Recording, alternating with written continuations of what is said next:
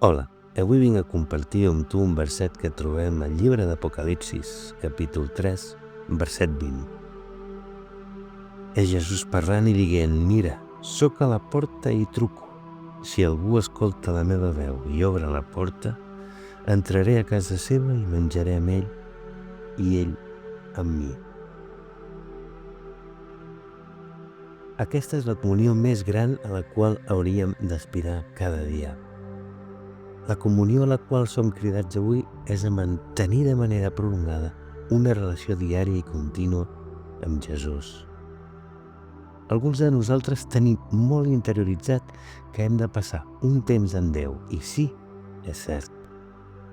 Apartar un temps de les nostres agendes atapeïdes i dedicar-ho al Senyor en intimitat és quelcom que cal fer, però no serà que la finalitat d'un deixeble de Jesús és seguir-lo sempre?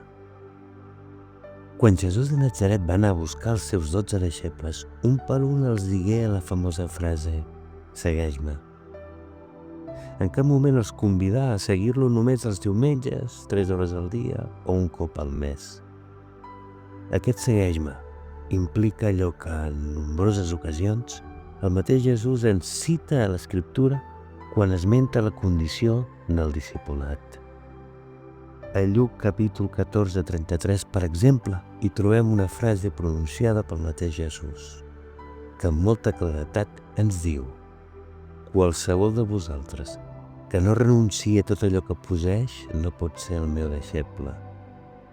Però literalment ho he d'abandonar tot? Quan veiem els deixebles que deixaven les xarxes i els seguien, realment estaven deixant allò que era el seu sosteniment de vida.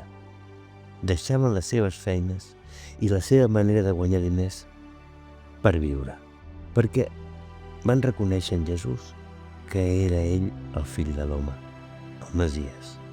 Aquesta fou la crida radical que ells van tenir.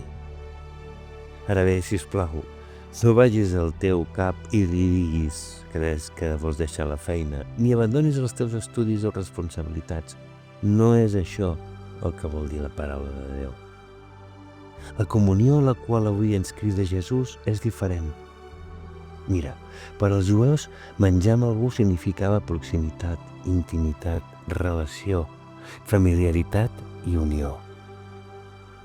L'Esperit Sant sap utilitzar les paraules justes que representen actes quotidians que ens donen més informació del que es refereix al text bíblic. Si Jesús entra a casa nostra és perquè vol fer-hi estada. Que ell sigui el primer en tot, que res no ens importi més que tenir una relació diària amb ell. Òbviament, ell coneix les nostres necessitats. Qui creus que et va donar aquesta feina o et va permetre estudiar els estudis que estàs fent? Ell no vol que tot això sigui la teva prioritat, sinó que la teva prioritat sigui estar sempre unit a ell, sopant amb ell. Que la comunió sigui tan estreta que visquem segons a segon amb la seva presència a la nostra vida, a la feina, al cotxe, a la cua del banc, comprant el pa i rentant els plats. Activitats, d'altra banda, en què solem posar-nos en mode automàtic. A cada instant som cridats a aquesta unió perfecta, dia a dia, hora a hora, minut a minut i segon a segon. Aquest és el real abandonament que Jesús ens demana. Que ell sigui avui tot per nosaltres i que tinguis un dia molt beneït.